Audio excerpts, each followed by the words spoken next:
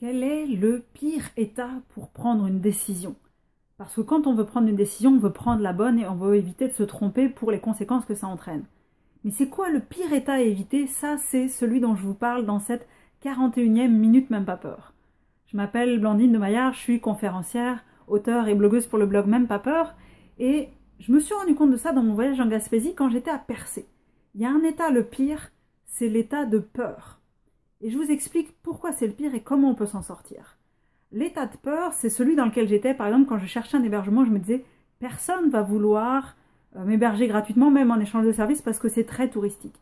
Ce qui fait que je me regarde rétrospectivement, j'avais une espèce de vision en tunnel où plein d'options que j'aurais pu avoir, comme le fait d'aller taper à toutes les portes, et puis il y aurait bien quelqu'un qui aurait fini par accepter, ou d'aller proposer à tous les restaurants, ou tous les motels, les B&B, ou je sais pas quoi.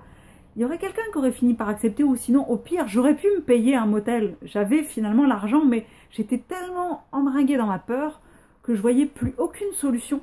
Et c'était très très compliqué. Heureusement que j'ai eu François en face de moi, là, des sacs à vin, qui était vraiment quelqu'un de sympathique, qui a tout de suite compris le problème, qui m'a tout de suite rassurée. Parce que j'aurais très bien pu m'embarquer dans une très mauvaise situation, justement parce que j'étais poussée par la peur.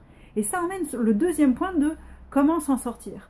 Parce que quand on doit prendre une décision, le meilleur moyen, c'est d'être dans la sérénité.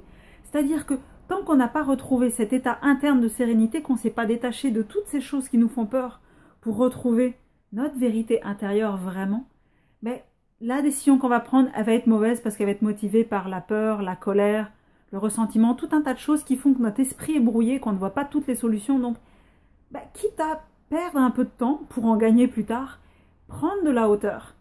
Prendre de la hauteur par rapport à la situation, évaluer les différentes choses, essayer d'avoir le point de vue le plus objectif possible, si besoin se faire aider par quelqu'un qui a une vue extérieure à la situation, pour retrouver la sérénité et être capable de prendre une décision en toute sérénité qui sera, dans tous les cas, une meilleure décision que celle qu'on aurait prise sous le coup de la peur, de la colère, etc. etc.